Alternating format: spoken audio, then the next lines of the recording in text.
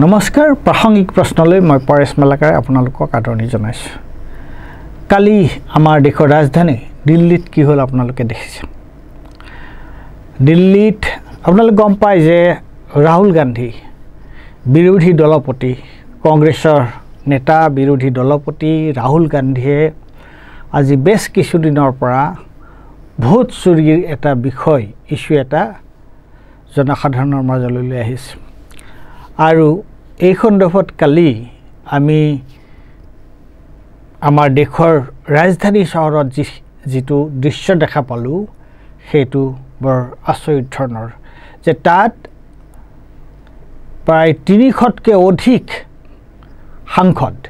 তেওঁলোক ৰাজ্যসভা আৰু লোকসভাৰ সাংসদ তেওঁলোকে সংসদৰ পৰা ওলাই সংসদ ভৱনৰ পৰা ওলাই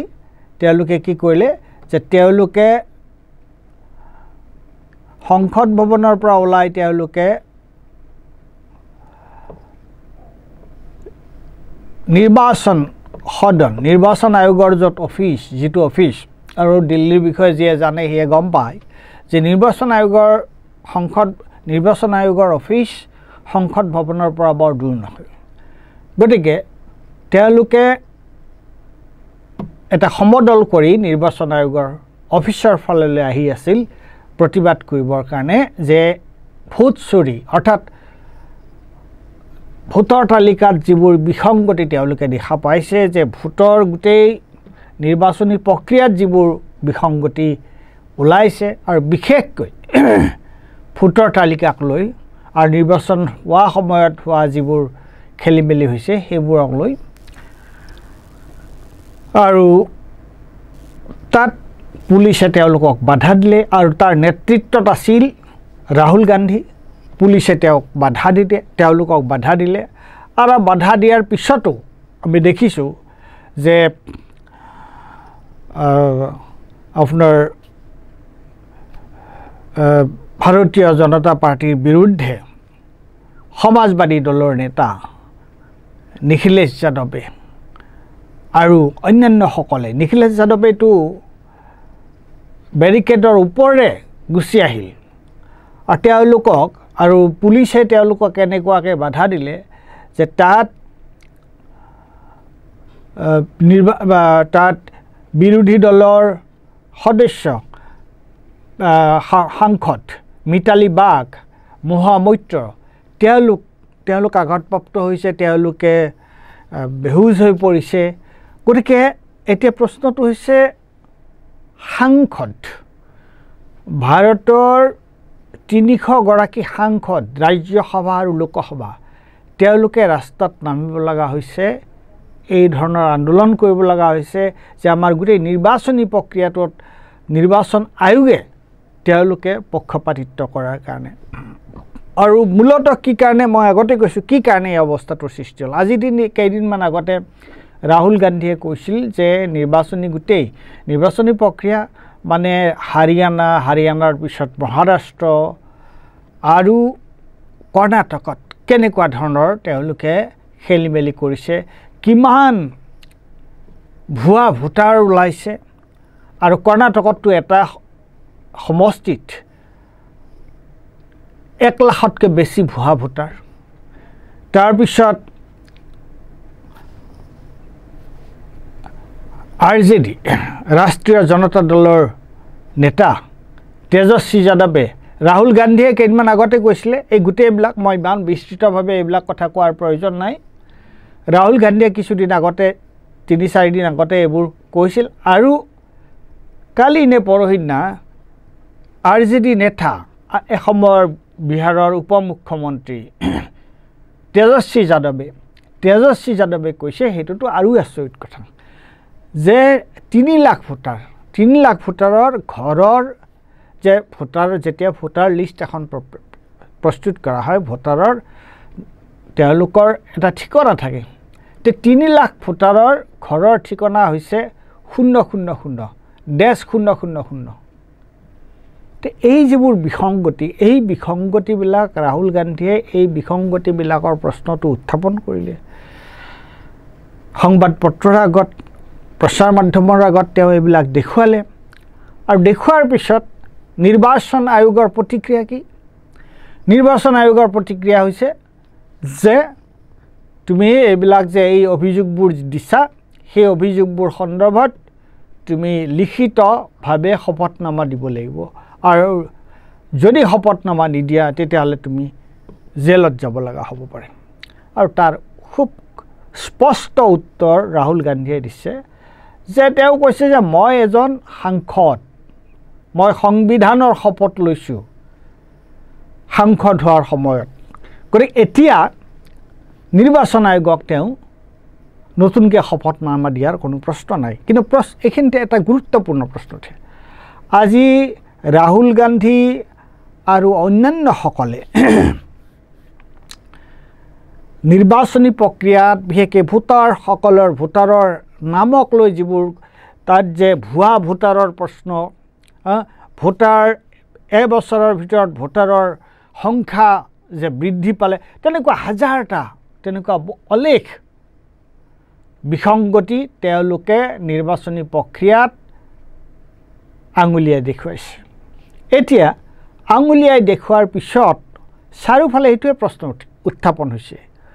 যে এতিয়া ৰাহুল গান্ধীয়ে কি কাৰণে আকৌ এখন শপতনামা দিব লগা হয় ৰাহুল গান্ধীয়ে কিয় এফিডেভিট দিব লগা হৈছে ৰাহুল গান্ধীয়ে তেজস্বী যাদৱে বা অন্যান্যসকলে যিবোৰ অভিযোগ উত্থাপন কৰিছে আৰু তেওঁলোকে কেৱল অভিযোগ দিয়াই ক্ষান্ত থকা নাই তেওঁলোকে কি কৰিছে যে তেওঁলোকে তথ্য প্ৰমাণ দি দাঙি ধৰিছে ক'ত এই যে বিসংগতিবিলাকৰ তেওঁলোকে উদাহৰণ দিছে তথ্য পাতি দিছে যেতিয়া উদাহৰণ দিছে তথ্য পাতি দাঙি ধৰিছে তাৰ পিছত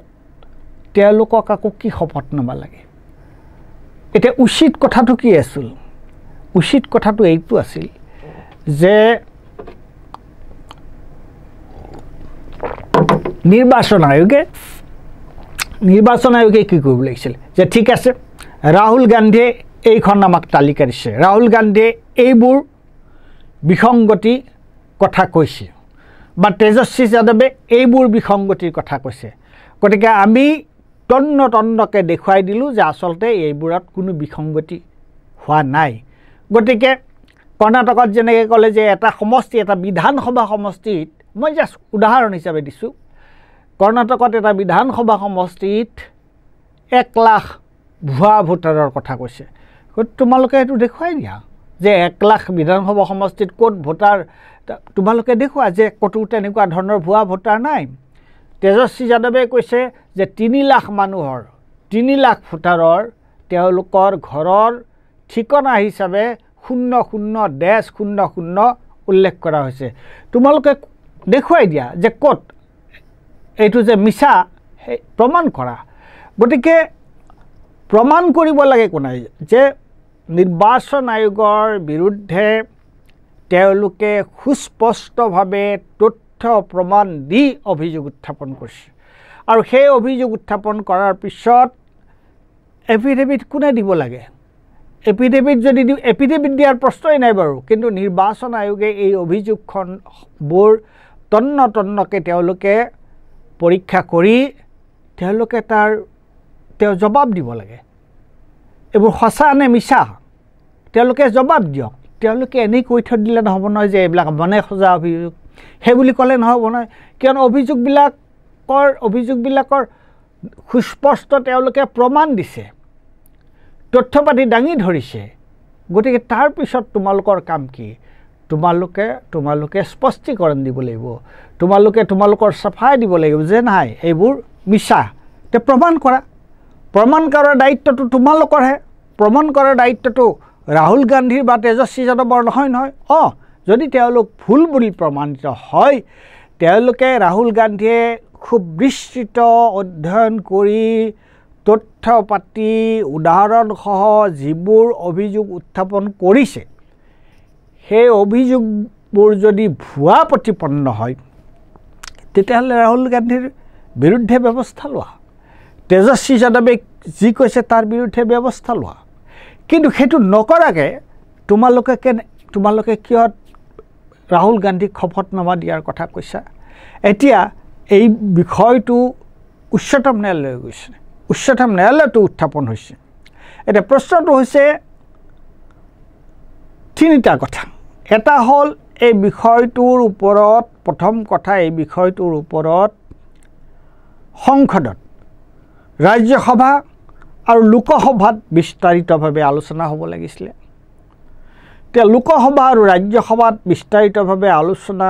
হোৱাৰ পিছত কোৰ্স কাৰেকশ্যনৰ কাৰণে এটো শুধৰণিৰ কাৰণে কি ব্যৱস্থা ল'ব লাগিব হেতু কৰিব লাগিব প্ৰথম কথা তেওঁলোকে এই কথাটো আলোচনাই কৰিব নিবিচাৰে দুই নম্বৰ কথা নিৰ্বাচন আয়োগে উলুটাই তেওঁলোকে ৰাহুল গান্ধীয়ে শপতনামা দিয়াৰ কথা কয়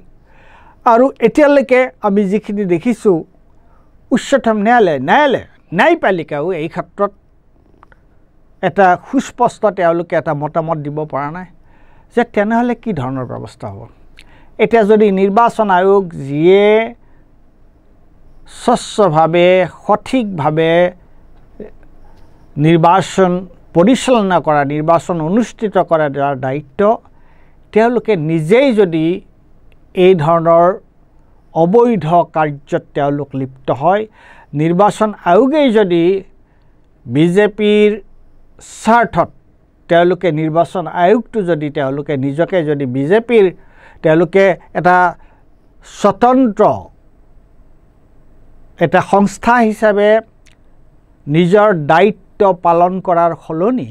তেওঁলোক যদি এটা ৰাজনৈতিক দলৰ বহতীয়া হিচাপে কাম কৰে আৰু তাৰ